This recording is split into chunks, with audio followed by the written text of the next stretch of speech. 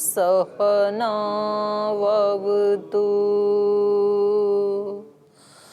सहनौ भुनक्तु सह वीर्यं करवावहै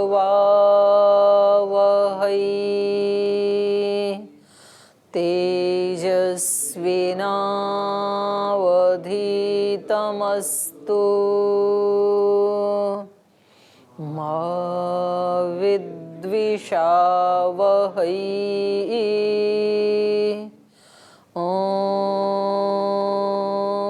शान्ति शान्ति शान्तिः।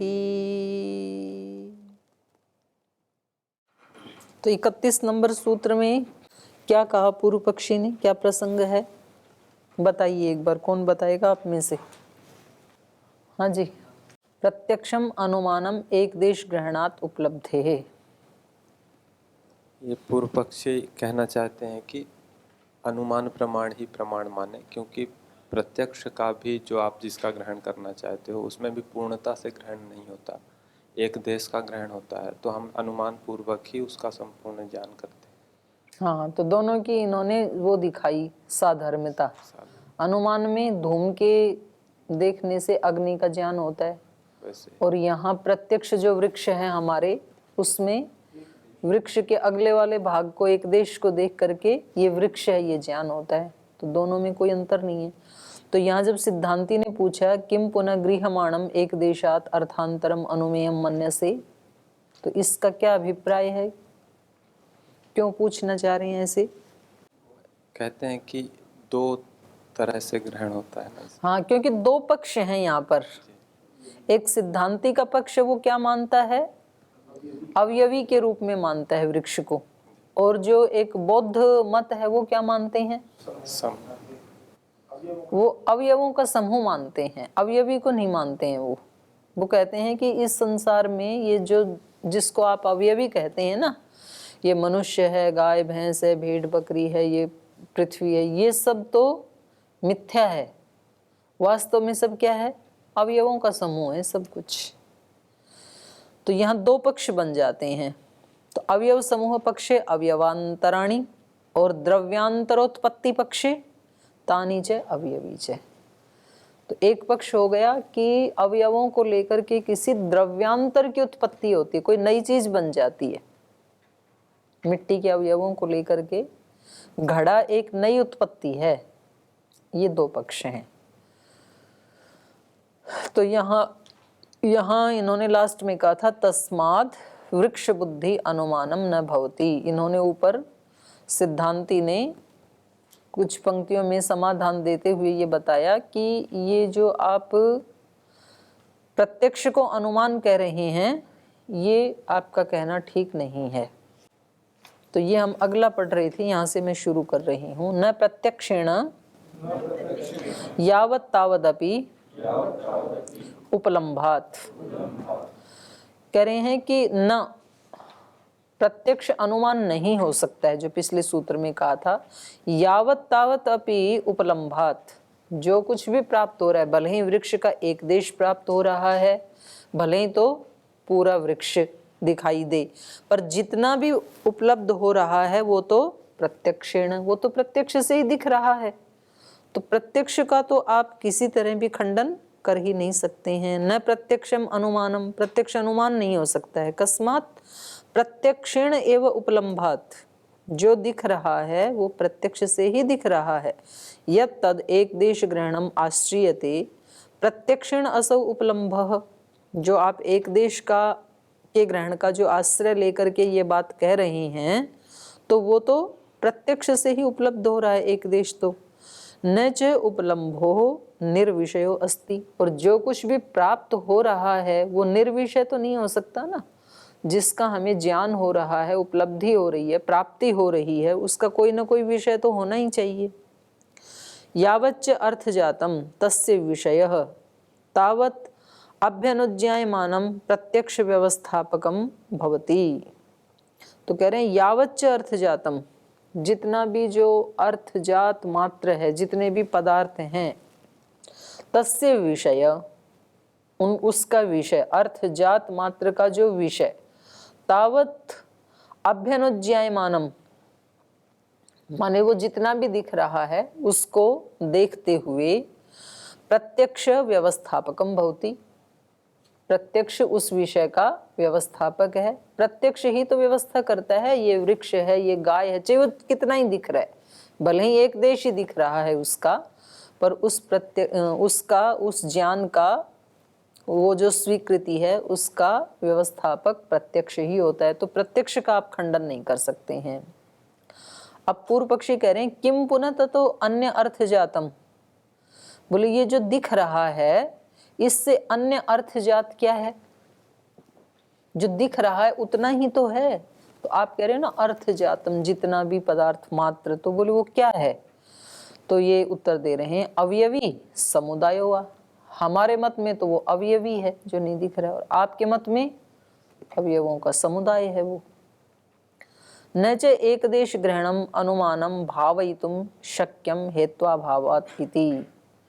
तो कह रहे हैं ये जो भी दिख रहा है, चाहे हम तो उसको अवयवी कहते हैं और आप तो उसको समुदाय कहते हैं, लेकिन एक देश ग्रहणम अनुमानम न भावयितुम शक्यम, लेकिन ये जो एक देश का भी जो ग्रहण हो रहा है इसको अनुमान तो नहीं बना सकते हैं आप। क्यों? हेत्वाभावात, इसके पीछे कोई हेतु नहीं है आपके पास। जो प्रत्यक्ष एक देश दिख रहा है इसको आप अनुमान किस हेतु से बना सकते हैं? अन्यथा पीछे प्रत्यक्षस्य नानुमानत्व प्रसंगः तत्पूर्वकत्वात्। यद्यपि ये बात ये शुरू में भी कह सकते थे, लेकिन दूसरे नंबर पे कह रहे हैं। कह रहे हैं एक और दृष्टि भी है, अन्यथा पीछे दूसरी दृष्टि से भी प्रत्यक्षस्य नानुमानत्व प्रसंग, प्रत्यक्ष को अनुमान नहीं कह सकते हैं। प्रत्यक्ष जो है उसका अनुमानत्व का प्रसंग उसमें नहीं आएगा। क्यों? अनुमान तो तत्पूर्वकत्वात्, अनुमान तो प्रत्यक्ष पूर्व ही होता है, तो पहले तो प्रत्यक्ष ही आएगा ना। प्रत्यक्ष पूर्वकम अनुमानम, अनुमान प्रत्यक्ष पूर्वक होता है। जैसे संबद्धौ अग्निधूमौ प्रत्यक्षतो दृष्टवतः धूम प्रत्यक्ष दर्शनात् अग्नौ अनुमानम भवति। कह रहे हैं संबद्धौ अग्निधूमौ प्रत्यक्षतः दृष्टवतः, जिस व्यक्ति ने धूम और अग्नि को एक साथ संबद्ध पहले रसोई घर में देखा है या यज्ञशाला में देखा, कहीं भी पहले जो देख चुका है, अब ये व्यक्ति धूम प्रत्यक्ष दर्शनात्, अब केवल धूम का प्रत्यक्ष करने से अग्नौ अनुमानम भवति, अग्नि का अनुमान होता है। पर किसी ने उन दोनों को कभी ज्वाइंट देखा ही नहीं, धूम और अग्नि को, तो उसको धूम को देख करके अग्नि का अनुमान नहीं हो सकता है। तो अनुमान क्या है? प्रत्यक्ष पूर्वक, पहले उस चीज का प्रत्यक्ष हो चुका होगा, तब फिर वो किसी एक लिंग को देख करके दूसरे का अनुमान कर लेगा। तत्र यच्च संबद्धयो लिंगलिंगिनो प्रत्यक्षम यच्च लिंग मात्र प्रत्यक्ष ग्रहणम न एतत् अंतरेण अनुमानस्य प्रवृत्तिरस्ति। तो कह रहे हैं तत्र, माने जहाँ कहीं इसने धूम और अग्नि को साथ देखा था महानस या यज्ञशाला आदि में, तत्र यच्च संबद्धयो लिंगलिंगिनो प्रत्यक्षम, वहाँ जो इसको संबद्ध एक साथ जुड़े हुए लिंग और लिंगी का जो प्रत्यक्ष हुआ, यच्च लिंग मात्र प्रत्यक्ष ग्रहणम, और अब जो इसको लिंग मात्र का प्रत्यक्ष ग्रहण हो रहा है, न एतत् अंतरेण अनुमानस्य प्रवृत्तिरस्ति, न एतद अंतरेण, तो इस प्रत्यक्ष के बिना ये जो लिंग है इसमें अनुमान की प्रवृत्ति हो नहीं सकती है। माने पहले कभी इसने जो देखा था, तो अब उसमें से एक लिंग मात्र का प्रत्यक्ष करके अनुमान की प्रवृत्ति हो सकती है, उसके बिना नहीं हो सकती है। न तो एतत् अनुमानम इंद्रियार्थ सन्निकर्षजत्वात्, और जो अनुमान है ये इंद्रिय और अर्थ के सन्निकर्ष से उत्पन्न नहीं होता है, क्योंकि अर्थ का तो सन्निकर्ष होता ही नहीं है अनुमान में। अग्नि के साथ चक्षु इंद्रिय का सन्निकर्ष होता ही नहीं है, धूम के साथ होता है, वो तो दिखता ही नहीं है। तो ये लक्षण तो इसमें घटेगा ही नहीं अनुमान में, तो इसको अनुमान कैसे कहें? प्रत्यक्ष का लक्षण हमने क्या बनाया? इंद्रियार्थ सन्निकर्षोत्पन्नम ज्ञानम प्रत्यक्षम, और ये तो अनुमान में घटता नहीं है क्योंकि वहां तो इंद्रिय और अर्थ का सन्निकर्ष होता ही नहीं है। न तो एतत् अनुमानम इंद्रियार्थ सन्निकर्षजत्वात् न च अनुमेयस्य इंद्रियेण सन्निकर्षात् अनुमानम भवति। बोले यहाँ पर अनुमान प्रमाण में जो अनुमेय है, अनुमेयस्य इंद्रियेण सन्निकर्षात्, इंद्रिय के साथ उसका सन्निकर्ष होने से न अनुमानम भवति, उसका अनुमान इंद्रिय के सन्निकर्ष से नहीं होता है। अनुमेय में जो अनुमेय है उसका तो इंद्रिय के साथ सन्निकर्ष होता ही नहीं है अनुमान में, तो ये कैसे अनुमान बनेगा। सोयम प्रत्यक्ष अनुमानयोर लक्षण भेदो महान आश्रयितव्य इति, इसलिए कह रहे हैं कि भैया प्रत्यक्ष और अनुमान के लक्षण में महान भेद आपको जान लेना चाहिए, अवश्य मान लेना चाहिए, क्योंकि दोनों के लक्षण में कोई समानता तो क्या थोड़ा सा भी कहीं साम्य नहीं है, क्योंकि अनुमान में तो अनुमेय के साथ सन्निकर्ष होता ही नहीं है और प्रत्यक्ष में तो इंद्रिय और अर्थ के सन्निकर्ष से ही ज्ञान होता है। तो दोनों के लक्षण में बहुत विलक्षणता है, ये आपको जान लेना चाहिए।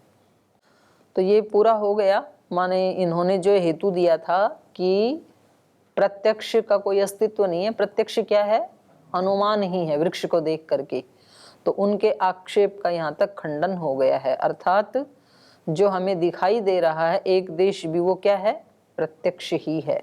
प्रत्यक्ष का ही खंडन कर रहे हैं ना पूर्व पक्षी, तो उनका खंडन नहीं हो पाया, तो प्रत्यक्ष स्थापित हो गया।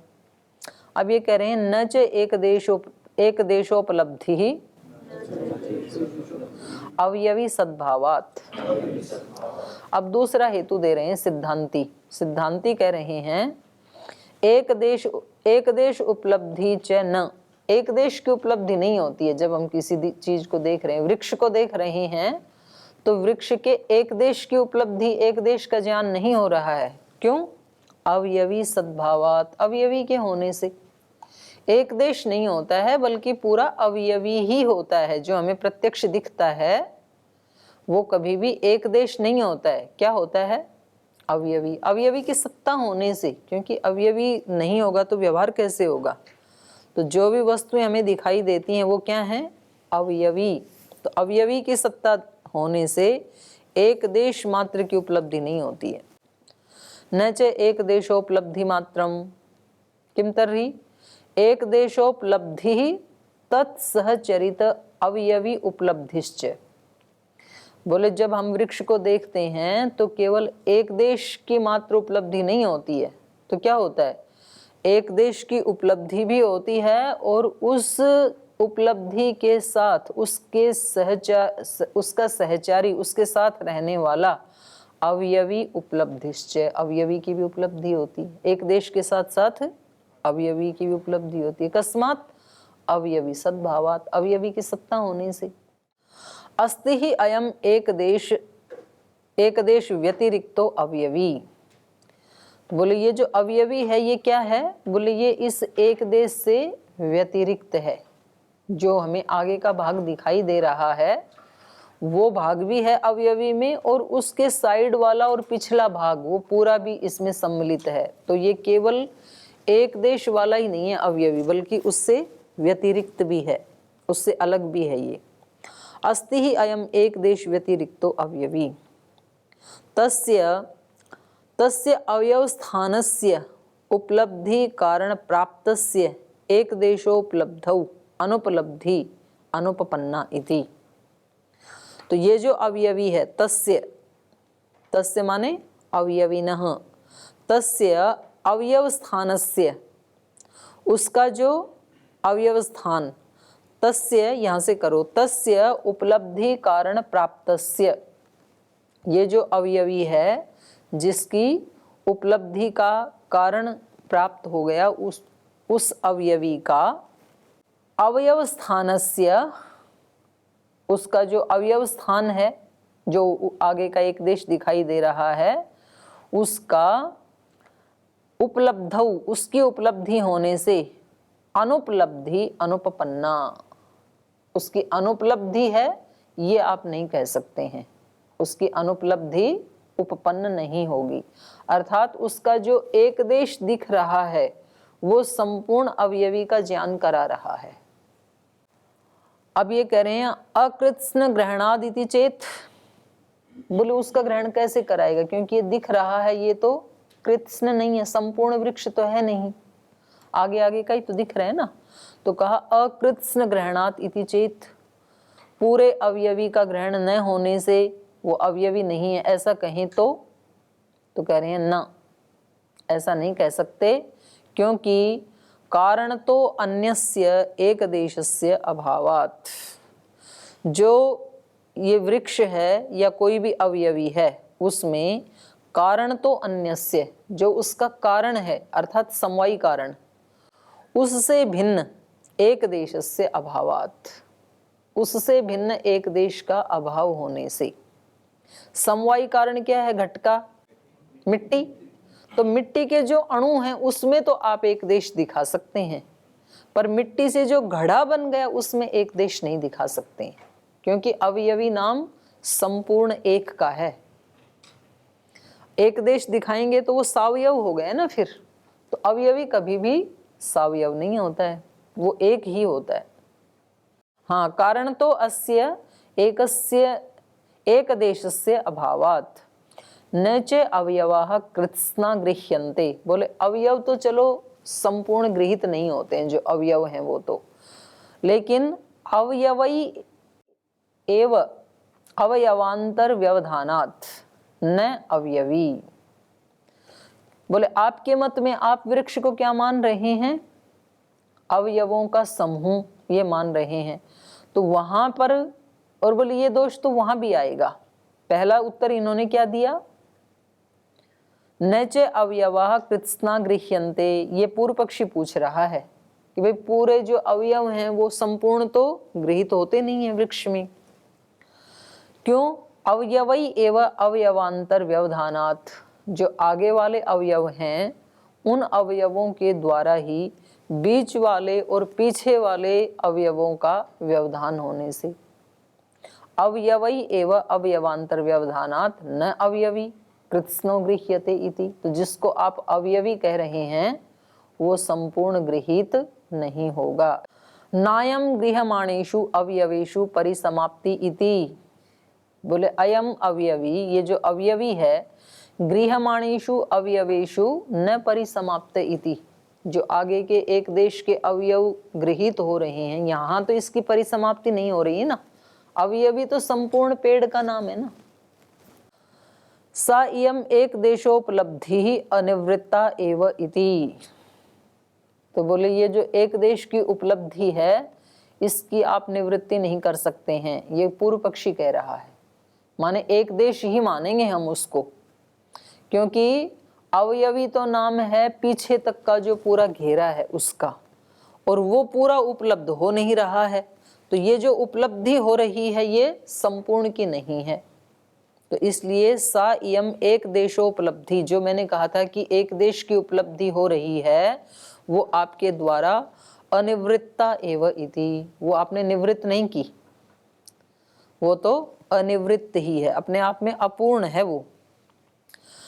कृत्स्नम वै खलु अशेषतायाम सत्याम भवति, कृत्स्नता किसको कहते हैं?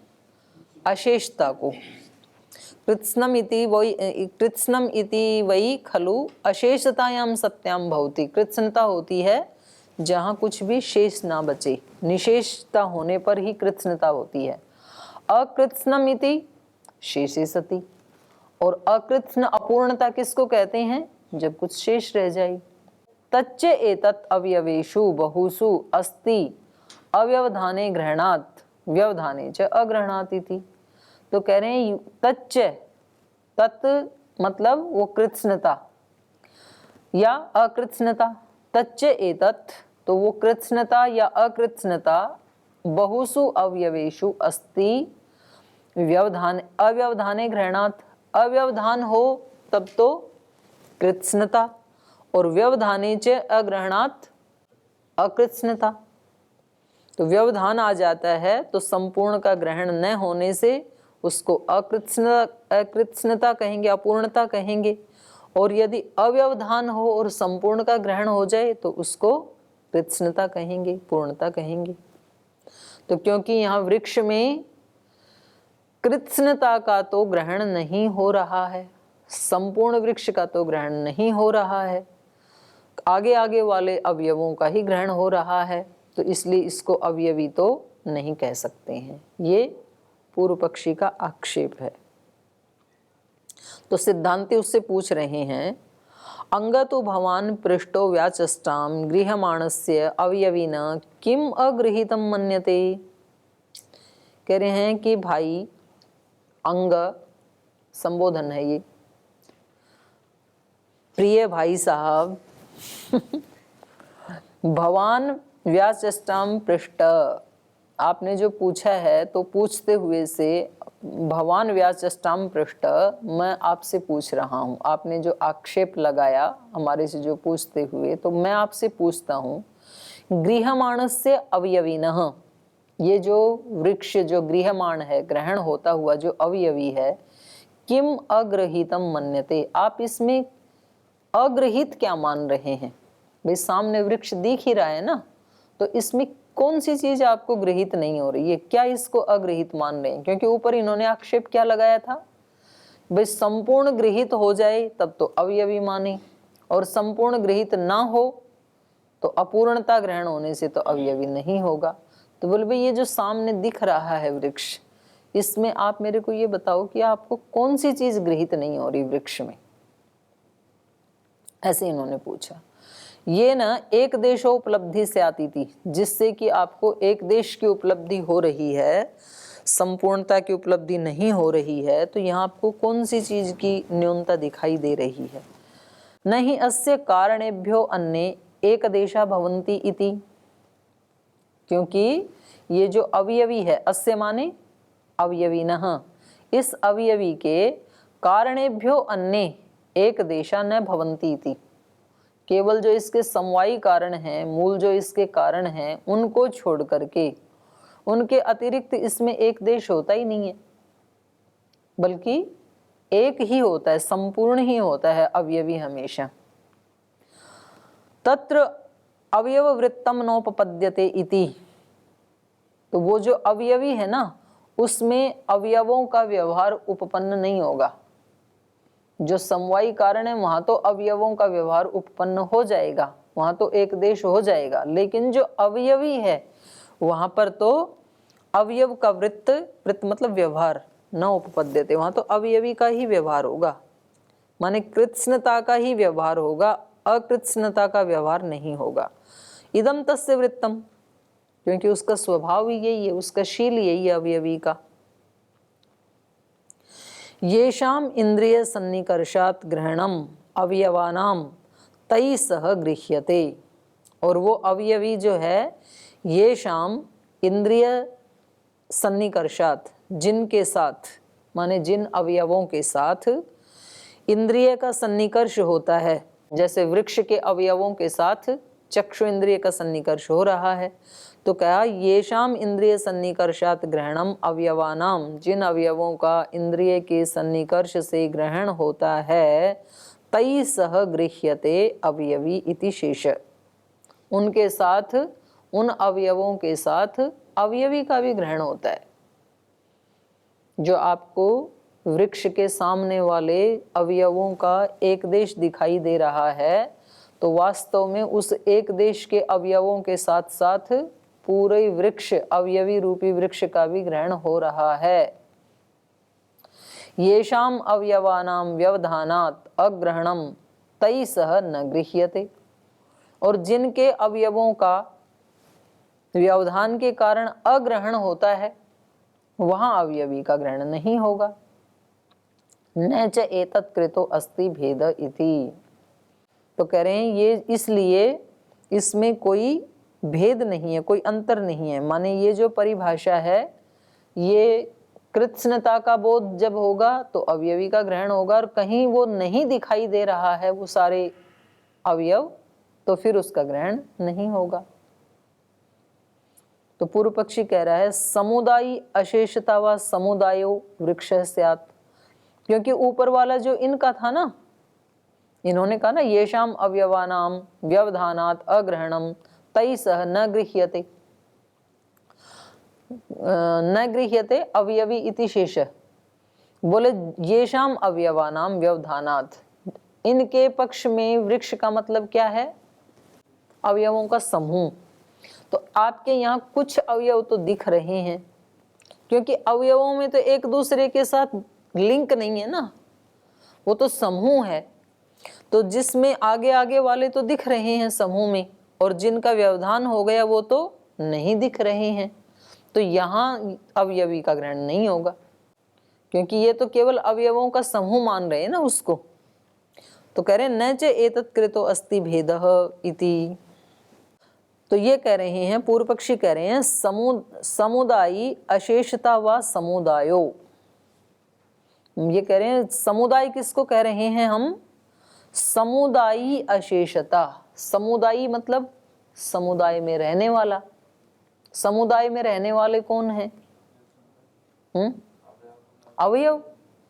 तो कह रहे हैं वो जो अवयवों की अशेषता है उसको हम समुदाय कह रहे हैं। और वृक्षः स्यात् तत्प्राप्तिर्वा, तो कह रहे हैं उसको वो वृक्ष हो सकता है, क्योंकि यहाँ पर सिद्धांती पूछ रहा है कि भाई आप जो ये वृक्ष, ऐसा व्यवहार तो आप भी करते ही हो ना, तो आप वृक्ष किसको कहते हो? क्योंकि आपके पक्ष में तो केवल वो अवयवों का समुदाय है एक, और सारे अवयव तो आपको भी दिख नहीं रहे हैं। आगे आगे की तो दिख रहे हैं, पीछे वाले तो दिखते नहीं हैं। तो आप उसको वृक्ष कैसे कहते हैं? तो ये कह रहे हैं कि समुदायी की पूर्णता है वहां पर। समुदायी अशेषता व समुदायो, हमें तो सारे अवयव दिखाई दे रहे हैं, तो उस समुदाय को वृक्ष स्यात्, उसको हम वृक्ष कह देंगे, उसी की संज्ञा वृक्ष हो जाएगी। तत्प्राप्तिर्वा, या फिर वो जो समुदायी हैं उनकी प्राप्ति। प्राप्ति मतलब संयोग, उन सब का संयोग हो रहा है, इकट्ठे हैं ना सारे, तो उसको हम संयोग कह देंगे। तो ये कह रहे नहीं कह सकते हैं। उभयथा ग्रहणा भाव, दोनों ही प्रकार से वृक्ष के ग्रहण का अभाव होने लगेगा। माने आप वृक्ष संज्ञा का प्रयोग कर ही नहीं सकते हैं। माने आपका जो मत है तो उसमें अवयवों का समूह यदि वृक्ष है तो सब अवयवों का ग्रहण तो हो नहीं रहा है, तो इसलिए आपके मत में वृक्ष का व्यवहार नहीं हो सकता है।